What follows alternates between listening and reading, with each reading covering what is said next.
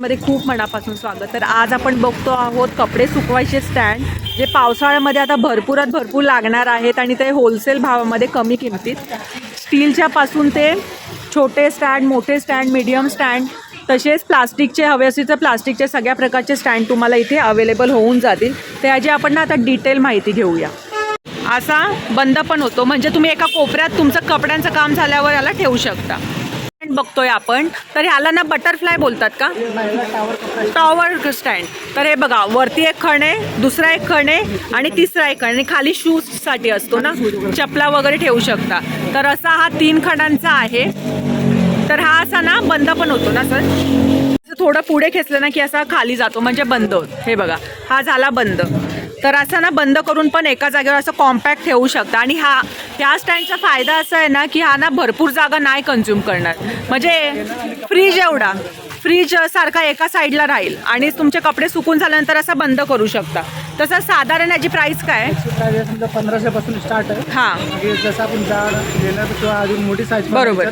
2000-2500 वाले पण आहेत. अच्छा, आहेत का, म्हणजे ह्याच्यानुसार, क्वालिटीनुसार. बरोबर. तर आता दुसरा वेगळा स्टँड दाखवा आम्हाला. तो तर हा ना थोडा ना मोठ्या साईजचा आहे. तर याला बटरफ्लाय स्टँड बोलतात. तर हा प्लास्टिकमध्ये पण येतो आणि स्टीलमध्ये पण ना. हां, 4 फ्लिप आहे. अच्छा, म्हणजे खाली पण आणि वर पण.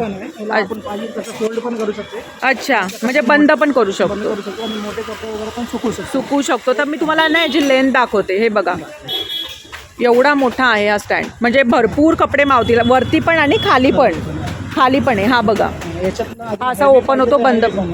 अच्छा, तर ह्याच्यामध्येच दुसरा स्टँड आहे. हा बघा, हेवी स्टँड आहे. हे बघा, म्हणजे व्यवस्थित चांगल्या क्वालिटीचा आणखीन. तर तो पण असा फ्लिप होतो ना सर, बंद चालू होतो. एकदम इझिली आपण फोल्ड करू शकतो. हां, हे बघा, तर झाला, बंद झाला, म्हणजे जास्त जागा कन्झ्युम नाही करणार. तुमचं कपड्यांचं काम झालं की तो राहील. तर सर ह्यांची प्राईस काय, हे जे आता तुम्ही दाखवले बटरफ्लायवाले?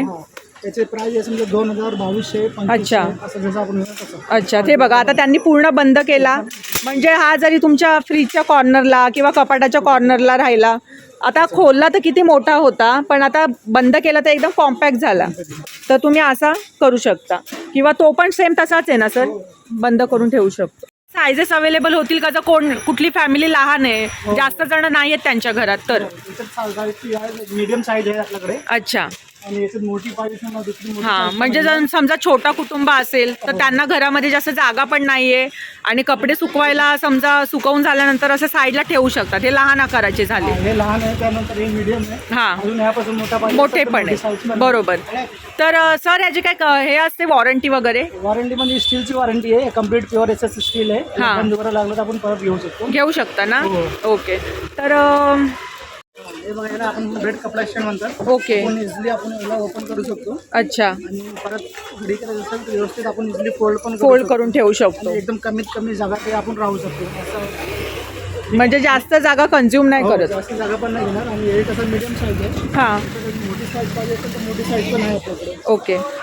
हां, तर ह्याची प्राईस काय साधारण? ते प्राईस समजा आपल्याकडे 1300 पासून स्टार्ट आहे. अच्छा, मग आपण जशी मोठी घेणार 1500, 1800, 2000. तशी ह्याचा आकार पण वाढत जाणार. तर ह्याचा ना मी तुम्हाला आकार दाखवते साधारण. हे बघा, ह्या आकाराचा आहे हा स्टँड.